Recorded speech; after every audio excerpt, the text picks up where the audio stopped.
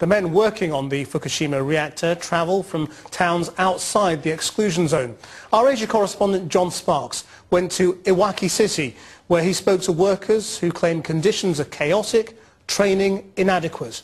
Here's his special report.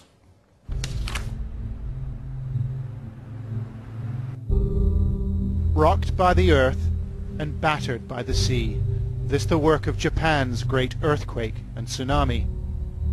The clean-up is well underway, and for many here the gloom has begun to lift. But one part of this coastal strip will not submit so easily. This was a popular beach, a great place to go swimming, but few come here now. It just doesn't feel safe. The threat's not posed by the sea. 24 kilometers down the coast, a group of men and women are trying to stabilize the Fukushima Daiichi nuclear plant. And it must be the most dangerous workplace in the world. When Fukushima's cooling systems failed, a series of explosions and reactor meltdowns tore the complex apart. This the worst nuclear crisis since Chernobyl.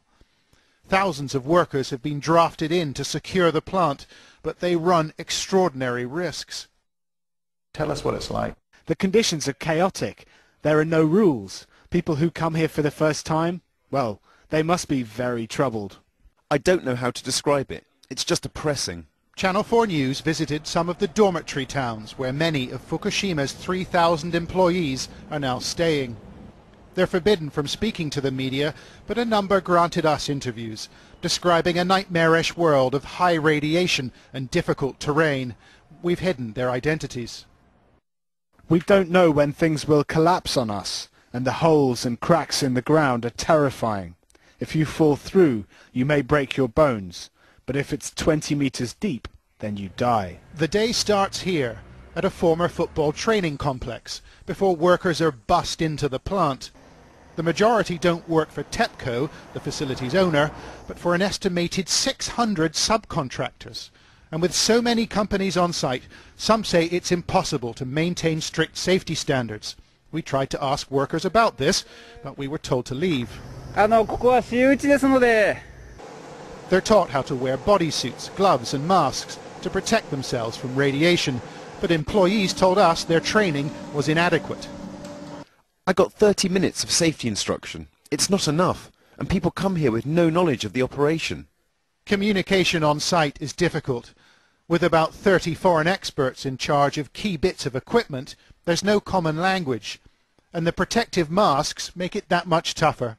Sometimes workers take them off to speak to each other. Few of us speak English or French, so the language barrier is higher than expected. We talk to them through translators, but we know we're being exposed to radiation while we do it. Dr. Masahiro Kami runs a clinic where plant workers and locals can get medical care. Most other doctors have evacuated. He says many employees hide the amount of radiation they're exposed to by ditching their personal monitors. The reason? If they exceed the limit, there's no more work. They try to work as long as they can, so when they go into dangerous areas, they leave their radiation meters behind. The real radiation count is much higher. That's a fact. We took Dr. Kami's concerns to TEPCO's headquarters. Do you accept that this practice is taking place? Whether it happens or not, I think it is necessary to confirm the matter first. However, I do not know anything about this at present. It wasn't easy to hear Mr. Hitasugi, who chose the location of our interview. It clashed with a large protest by farmers demanding compensation from TEPCO for crop contamination. Signs of progress? TEPCO's PR department thinks so. They posted this video last night. Yet the company is widely mistrusted for withholding information about leaks and accidents. And workers at Fukushima agree it's standard practice, they say. I'll give you an example. Contaminated water leaked from the decontamination system. The leak was acknowledged to the press, but the amount was wrong. Far more water was spilt. Our interviewee was referring to an incident on July 10th, when TEPCO said 50 litres of liquid had been leaked. So we asked Mr. Hitasugi about this apparent discrepancy. I cannot remember what happened on July the 10th, therefore I don't know the exact details of that. Even if water leaked outside, it is our understanding it'll cause no damage to the environment. There's plenty of work on this shattered coast, but the clean-up at the nuclear plant is different.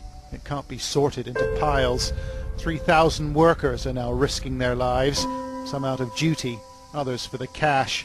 But it's the men in charge who must prove their worth.